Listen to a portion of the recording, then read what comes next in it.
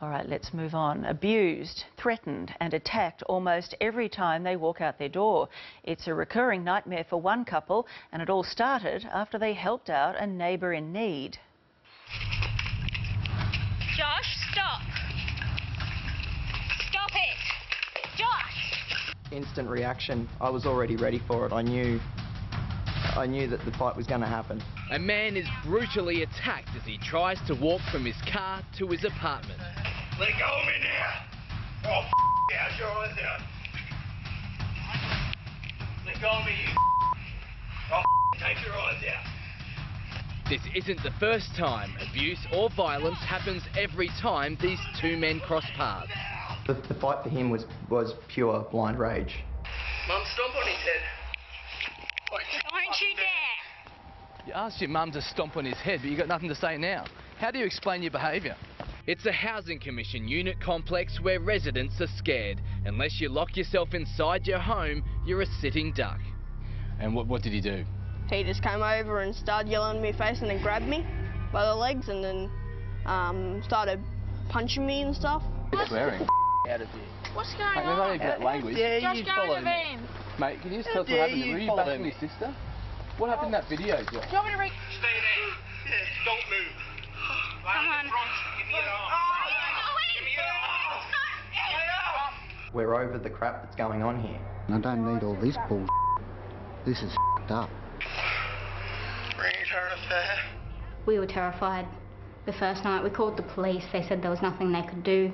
Until physical harm was taken. Michael Tucker and Alexis Merritt say they're the victims of their own kindness. They took in a scared teenage girl and, as a result, have been assaulted and now kicked out of the place they call home. I got the whole thing on camera. Josh took the first hit. He's restrained him. He's got him on the ground, and that's all that's happened. The scared young girl they helped is Emily Gardner, daughter of Tim Gardner and Tanya Guppy. It's hurt me that much that I don't know what to do anymore. I just feel like rolling up in a little ball and crying. Emily claims it all started when her brother Josh attacked her over a boy she was seeing. She escaped the abuse by fleeing to the unit of neighbours Michael and Alexis, and that, Emily says, is when her brother then turned on her rescuers. I'm restraining you. Oh, bullshit! You're the one that brought it on. He took the first punch. I got it all on camera. The out-of-control threats, abuse and violence then began, but this bloody brawl in the car park was the last straw. Return affair. That's when Michael and Alexis came to a current affair. At the end of the video, you're lying there with blood on your face and you say, call a current affair. Why'd you say that? Going down the legal and right tracks just weren't working for us. No one was listening to us. That's why I said ring a current affair. This is basically about the disturbance back at the other place. We just wanted to come and get your side of the story because the other guys are carrying on. Mate, can we just ask what happened?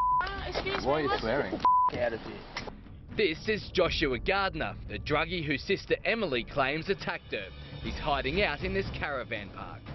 You're here from my lawyers, mate. Your lawyers? Mate, you haven't got a front door. Their father, Tim Gardner, then appears, claiming Emily is making up stories and that it's do-gooder neighbours Michael and Alexis who started all the dramas. I know, there was a little bit of a domestic thing with Josh and Emily, and she ran away from home and stayed with that Michael, which from all reports are all crackheads. Josh's dad says that you guys have been instigating all the problems and that you've been taking drugs.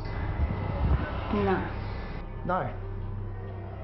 If calling the police is instigating problems, then okay, yeah. The father has since sent daughter Emily these abusive text messages.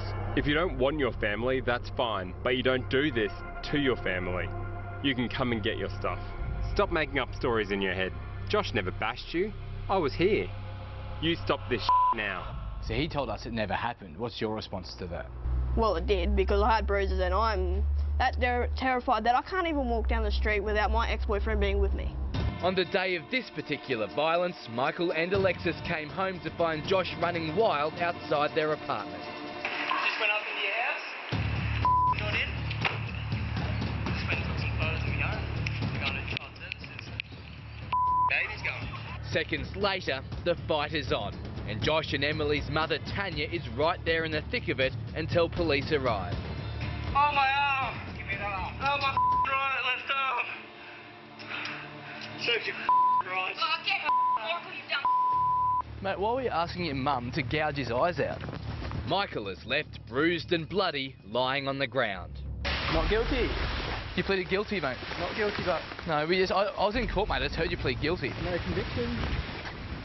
So you're pretty happy with yourself, are you? You're pretty happy with what happened? Inside court, Josh Gardner wasn't so tough talking, pleading guilty to assault occasioning bodily harm.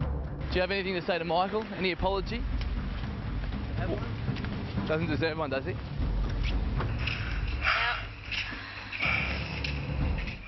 And since we became involved, the Coaster Bay Housing Group has found Michael and Alexis a new place to live.